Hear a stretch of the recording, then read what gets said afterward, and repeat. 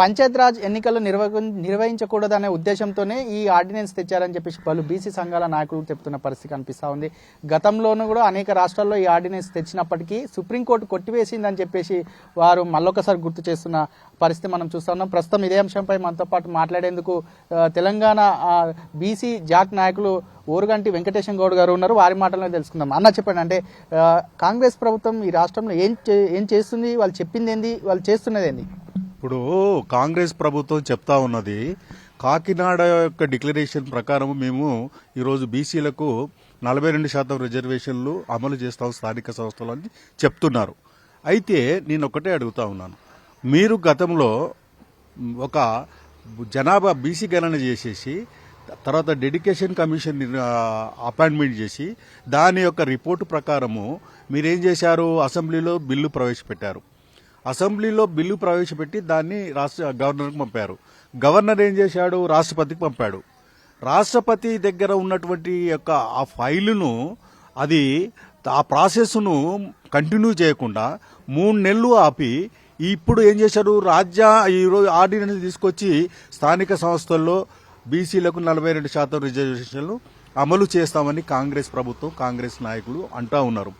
నేను ఒకటే అంటున్నా, ఈరోజు మీరు అసెంబ్లీలో తీర్మానం చేసి రాష్ట్రపతికి పంపిన తర్వాత అక్కడ 9th షెడ్యూల్ చేర్చే విధంగా కేంద్ర ప్రభుత్వం మీద ఒత్తిడి తెచ్చి ఆ ప్రతిపక్ష నాయకులను అఖిలపక్షాన్ని తీసుకెళ్లి 9th షెడ్యూల్లో చేర్చే విధంగా ప్రయత్నం చేయకుండా ఈరోజు బీసీల యొక్క ఓట్లు కొల్లగొట్టాలనే ఉద్దేశంతో ఆర్డినెన్స్ తీసుకొచ్చి ఆర్డినెన్స్ తేవడం వల్ల ఏముంటున్నది, ఖచ్చితంగా ఈ ఆర్డినెన్స్ గవర్నర్ పంపితే గవర్నర్ ఏం చేస్తాడు, దాన్ని రద్దు చేస్తాడు. ఎందుకంటే ఒకవేళ గవర్నర్ ఆమోదం చేసినా కూడా 50% పై చిలుకు రిజర్వేషన్లు పెరుగుతాయి. కాబట్టి ఈ యొక్క 9th షెడ్యూల్లో చేర్చలేదు కాబట్టి ఖచ్చితంగా కోర్టులు దీన్ని కొట్టేటువంటి ప్రమాదం ఉంది. కేవలం ఇది ఏంటంటే బీసీలను మభ్యపెట్టడానికి చేసినటువంటి ప్రయత్నంగా చెప్పుకోవచ్చును. అంటే గతంలో కూడా అసెంబ్లీలో కూడా తీర్మానం చేసి ఇప్పుడు మళ్ళీ అసెంబ్లీలోనే తీర్మానం చేసి చెప్పకుండా ఇలా సడన్ గా ఆర్డినెన్స్ పెట్టడం పైన ఉద్దేశం ఏంటి? అంటే రాబోయే పంచాయతీ ఎన్నికల్లో ఓటమి భయమని మనం అనుకోవచ్చా? ఒకటి ఇప్పుడు అంటున్నారు కాంగ్రెస్ నాయకులు ఏమంటారు అంటే, మేము అసెంబ్లీని ఇప్పుడు చేయలేము కాబట్టి తొందరలో ప్రోరోగ్ చేశాం కాబట్టి అసెంబ్లీని ప్రవేశపెట్టమంటారు. ప్రోరోగ్ ఎప్పుడు చేశారు, నిన్నమనే చేశారు. అసెంబ్లీ ప్రవేశపెట్టండి. ఒకవేళ అసెంబ్లీలో బిల్లు ప్రవేశపెట్టకుంటే గతంలోనే ప్రవేశపెట్టారు కదా, పెట్టి గవర్నర్కి పంపారు. గవర్నర్ దగ్గర నుంచి రాష్ట్రపతికి చేరారు. ఆ బిల్లు మీద 9th షెడ్యూల్ చేర్చే విధంగా రాష్ట్రంలో ఉన్నటువంటి యొక్క ప్రతిపక్ష నాయకులను అఖిలపక్షం తీసుకెళ్లి ప్రధానమంత్రి మీద కేంద్ర ప్రభుత్వం మీద ఒత్తిడి తేకుండా అప్పుడు ఈ కాంగ్రెస్ నాయకులు ఢిల్లీలో ఒక డ్రామా నిర్వహించారు. ధర్నా చేసి పెద్ద ఎత్తున ఒక డ్రామా నిర్వహించి ఏదో బీసీలకు ఒరగబెడుతున్నటువంటి ప్రయత్నం చేసినటువంటి ముఖ్యమంత్రి రేవంత్ రెడ్డి గారు, మీకు ఎంత నిజంగా చిత్తశుద్ధి ఉంటే మీరు 3 నెలలు ఏం చేశారని నేను ఒక బీసీ నాయకునిగా ప్రశ్నిస్తున్నాను. 3 నెలలు ఇంట్లో వండుకొని ఈరోజు హైకోర్టు సెప్టెంబర్ 30 లోపల మీరు ఎన్నికలు నిర్వహించాలని చెప్తే ఆదరాబాదరగా ఆర్డినెన్స్ తీసుకొచ్చి ఈరోజు ఆర్డినెన్స్ ను ప్రవేశపెట్టి మరి ఒకవేళ 50% పైకి ఉంటే ఆటోమేటిక్గా ఈ కోర్టులు కొట్టేసి ఎవరైనా హైకోర్టుకు వెళ్తే ఇమీడియట్ కోర్టులు కొట్టేటువంటి అవకాశం ఉన్నది.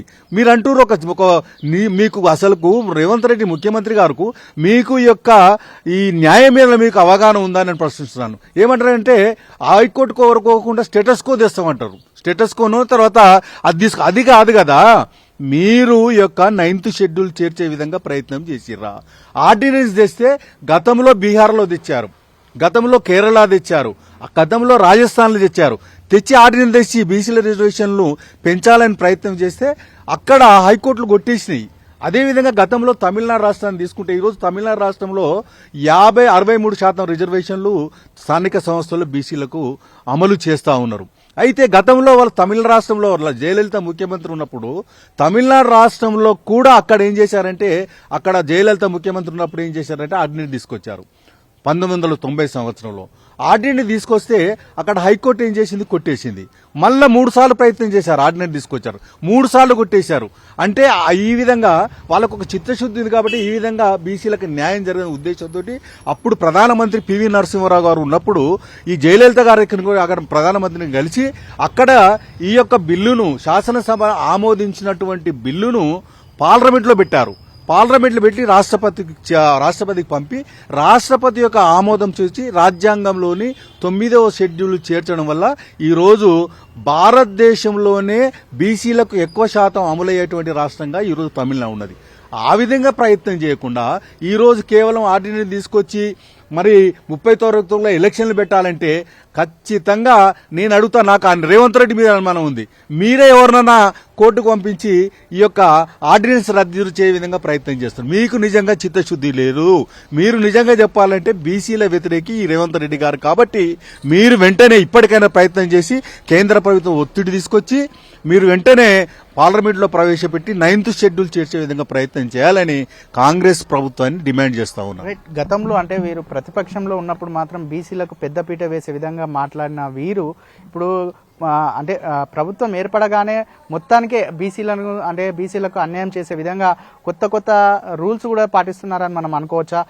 బీసీలకు నిజంగా బీసీలపై అంత ప్రేమ ఉన్నట్లయితే ఇప్పటికే పంచాయతీరాజ్ ఎన్నికలు జరపాలి, రిజర్వేషన్లు అమలు చేయాలని చెప్పేసి బీసీ సంఘాల నాయకుల తరపు నుంచి కూడా మీరు డిమాండ్ చేస్తున్న పరిస్థితి కనిపిస్తూ ఉంది. అసలు ప్రభుత్వాన్ని మీరు ఏం ప్రశ్నిస్తారు? ఒకటి, బీసీ సంఘాల నాయకులు మేము గతంలో ఎన్నో పోరాటాలు చేశాం.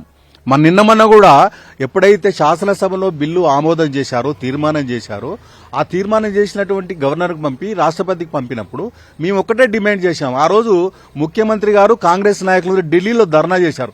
అయ్యా, ధర్నా కాదు నాన్న, మీరు బీసీ సంఘాల నాయకులను అదేవిధంగా ప్రతిపక్ష నాయకులను అఖిల పక్షాలను తీసుకెళ్లి కేంద్ర ప్రభుత్వం ఒత్తిడి తీసుకొచ్చి పార్లమెంట్లో పెట్టి రాష్ట్రపతికి పెట్టి 9th షెడ్యూల్ చేర్చే విధంగా ప్రయత్నం చేయండి. కానీ మీరు ఈ ధర్నాలు కాదని అప్పుడే చెప్పడం జరిగిన ఉద్యమాలు చేశారు.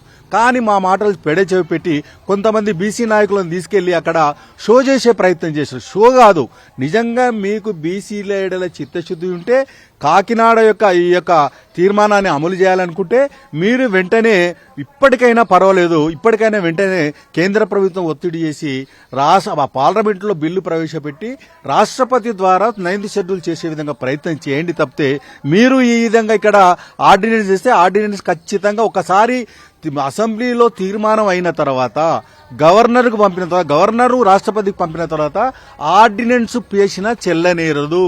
ఇది న్యాయ సూత్రాలకు విరుద్ధం. ముందు ఇంత అవగాహన లేకుండా బీసీలను మభ్యపెట్టడానికి ఈ కాంగ్రెస్ ప్రభుత్వం ప్రయత్నం చేస్తుంది. కాబట్టి బీసీ నాయకులు, బీసీ ప్రజలందరూ గమనిస్తున్నారు. మీ వైఖరి మార్చుకోండి, ఇప్పటికైనా ప్రయత్నం చేయండి అని కోరుతా ఉన్నాం. గతంలో అసెంబ్లీ అంటే ఎన్నికల సమయంలో ఇదే కామారెడ్డి డిక్లరేషన్ లో 42% రిజర్వేషన్లు బీసీలకు కల్పిస్తామని చెప్పేసి కుండ బద్దలు కొట్టినట్టు చెప్పిన ఈ ముఖ్యమంత్రి రేవంత్ రెడ్డి గారు ఇప్పుడు ఆ బీసీల ప్రస్తావన వేస్తే మాత్రం మేము అది చేసాం ఇది చేసామని చెప్పేసి కేవలం కాలయాపన చేసే మాటలు చెప్తున్నారే తప్ప బీసీలకు నిజంగా ఎలాంటి ప్రయోజనాలు కూడా చేయలేదని చెప్పేసి ఇప్పటికే బీసీలందరూ కొంతమంది ఆగ్రహం వ్యక్తం చేస్తున్న పరిస్థితి కనిపిస్తూ ఉంది. బీసీల తరపు నుంచే ఎలా ముందుకెళ్తారు, రాబోయే రోజుల్లో ఎలా ఉండబోతుంది ఉద్యమం? ఒకటి, బీసీ ముఖ్యమంత్రి రేవంత్ రెడ్డి కాంగ్రెస్ నాయకులు కామారెడ్డి రాహుల్ గాంధీ చెప్పాడు కాబట్టి రాహుల్ గాంధీ యొక్క సూచన మేరకు కామారెడ్డి డిక్లరేషన్ మేరకు మేము యొక్క బీసీలకు 42% రిజర్వేషన్లు ప్రవేశపెట్టాను. నేను అడుగుతా ఉన్నాను, నువ్వు చేసినటువంటి ఈ సర్వేనే తప్పుల తడక. మీరు చేసినటువంటి సరిగా ఒక 7 రోజుల్లో సర్వే చేస్తే అది ఎంతవరకు సరి అయినటువంటి యొక్క ఆ సర్వే. అదేవిధంగా డెడికేషన్ కమిషన్ ఇచ్చారు. డెడికేషన్ కమిషన్ ఏ విధంగా 7 రోజుల్లో రిపోర్ట్ ఇస్తుంది? ఈ తప్పుల తడతో కూర్చున్నటువంటి ఇక సర్వే తప్పుల ఒకవేళ డెడికేషన్ కమిషన్ ఇచ్చినటువంటి ఆ రిపోర్ట్ ను పబ్లిక్ డొమైన్ లో పెట్టారా? పెట్టలేదు. అంటే ప్రజలకు తెలిసేస్తుంది తప్పుల తడక ఉన్నటువంటి ఈ సర్వే అని తెలుసు అనే ఉద్దేశంతో పబ్లిక్ డొమైన్ లో పెట్టలేదు. కాబట్టి పబ్లిక్ డొమైన్ లో పెట్టినటువంటిది తప్పుల తడకతో సర్వే చేసినటువంటి ఈ యొక్క రిపోర్టును ఆధారంగా మీ శాసనసభలో పెట్టారు. అంటే ఈ విధంగా తప్పుల తడతో కూర్చున్నటువంటి ఈ యొక్క రిపోర్టును ఎవరైనా కోర్టుకు పోతే ఇమీడియట్ కొట్టేసేటువంటి ప్రమాదం ఉంది. మీ రిపోర్ట్ ఈ యొక్క ఆర్డినెన్సే తప్పు అంటే మీరు చేసినటువంటి రిపోర్టే తప్పు.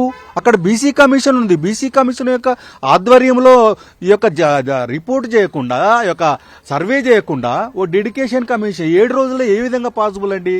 అది కూడా 46% హిందూ బీసీలని, తర్వాత 10% ముస్లిం బీసీలని, 52% అని ఈ రకంగా ఒక రకమైన చిత్తశుద్ధి చేయకుండా చేసినటువంటి యొక్క సర్వేను ఖచ్చితంగా కోర్టులు కొట్టేసేటువంటి ప్రమాదం ఉంది. కాబట్టి ఇప్పటికైనా మీరు వెంటనే 9th షెడ్యూల్ చేర్చే విధంగా ప్రయత్నం కొనసాగండి. లేకపోతే ఖచ్చితంగా ఈ ప్రభుత్వంలో ఉన్నటువంటి కొంతమంది నాయకులే, రేవంత్ రెడ్డి అటువంటి యొక్క బీసీ వ్యతిరేకే కొంతమంది చేత యొక్క కోర్టులో పిటిషన్ వేపించి కొట్టించే ప్రమాదం ఉంది. కాబట్టి ఖచ్చితంగా రేవంత్ రెడ్డి గారిని గమనిస్తున్నాము. నీ యొక్క నాయకత్వంలో ఖచ్చితంగా ఈ రాష్ట్రంలో బీసీలకు న్యాయం జరగదు. ఎందుకంటే మీ యొక్క మనస్తత్వం తెలుసు. గతంలో ఎన్నో మీటింగులో చెప్పారు, మేమే వెళ్ళాలి, రాజ్యాన్ని వెళ్ళాలి, మేమే యొక్క మంత్రులు కావాలి, ముఖ్యమంత్రులు కావాలి, తర్వాత మా కొడుకులు కావాలి అన్నటువంటి రేవంత్ రెడ్డి నీ యొక్క ఆధ్వర్యంలో మరి బీసీలకు న్యాయం జరుగుతా, బీసీలు చైతన్యం మీ యొక్క బీసీ సంఘాల నాయకులుగా ఖచ్చితంగా ప్రజలు చైతన్యం చేస్తాము. ఒకవేళ మీరు ఒక స్థానిక సంస్థలకు ఎన్నికలు పోయిన ఖచ్చితంగా కాంగ్రెస్ పార్టీని ఓడిస్తామని చెప్తాను. మొత్తానికి చూసుకున్నట్లయితే కామారెడ్డిలో చెప్పిన విధంగా బీసీ డిక్లరేషన్ వెంటనే అమలు చేయాలి. తప్పుల సర్వేతో ఏదైతే సర్వే నిర్వహించారో ఇది వెంటనే పునరాలోచించుకోవాలని చెప్పేసి బీసీ సంఘాల నాయకులు చెప్తున్న పరిస్థితి కనిపిస్తూ ఉంది. మీరు ఇలాగే కానీ కొనసాగితే మాత్రం రాబోయే రోజుల్లో బీసీలందరూ పెద్ద ఎత్తున ఉద్యమం చేపట్టి స్థానిక సంస్థ ఎన్నికల్లో కాంగ్రెస్ పార్టీని ఓడగొడతామని చెప్పేసి కుండ బద్దలు కొట్టినట్టుగా వారు చెప్తున్న పరిస్థితి కనిపిస్తూ ఉంది. కెమెరా పర్సన్ సైదులతో కలిసి ఉదయ్ కిరణ్, టీ న్యూస్, సరూర్ నగర్.